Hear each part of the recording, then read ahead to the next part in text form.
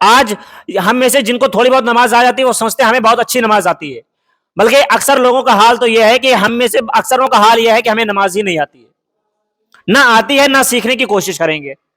سیکھنے کی کوشش کیوں نہیں کریں گے؟ شرم کی وجہ سے۔ ارے بھائی کس بات کی شرم آ رہی تمہیں؟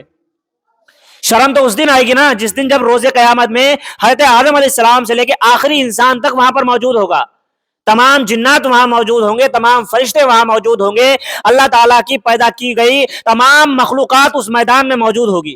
جب اس میدان میں اللہ تعالیٰ تم سے سوال کر دے گا کہ تم نے نماز کیوں نہیں پڑھی، شرم تو اس دن آنی چاہیے نا۔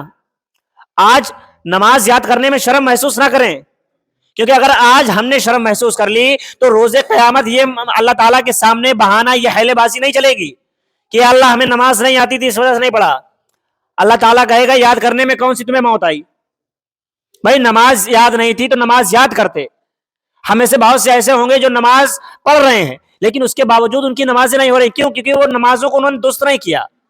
اس لیے صحابہ کرام کی اگر آپ زندگی کو اٹھا کر دیکھیں گے، صحابہ کرام ان سے بہتر نمازیں کسی کی نہیں ہو سکتی ہیں، ان کی نماز سب سے بہتر نماز ہوا کرتی تھی۔ اس کے باوجود تمام صحابہ کرام اس جستجو میں رہتے تھے کہ کب ہمیں نماز کے متعلق، نماز کے مسائل کے بارے میں سیکھنے کو مل جائے، نماز کے متعلق اور چیزیں ہمیں سیکھنے کو مل جائے۔ نماز کو آپ معمولی سمجھ رہے ہیں؟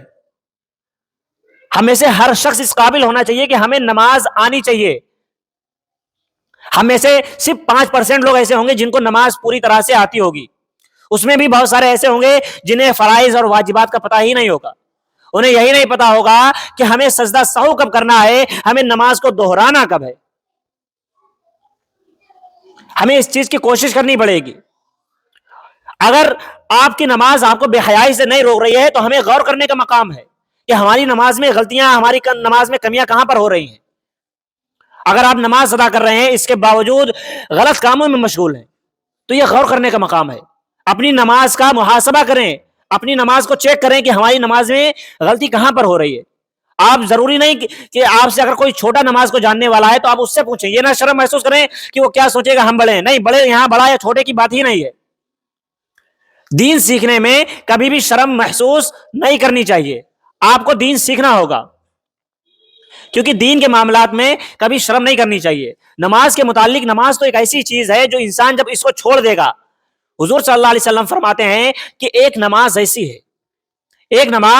ایسی ہے جس کو اگر کسی بندے نے جان بوجھ کر چھوڑ دیا تو اس کے لیے ایسا ہے جیسا اس کا پورا خاندان برباد ہو گیا، اس کا مال و دولت سب کا سب تباہ و برباد ہو گیا۔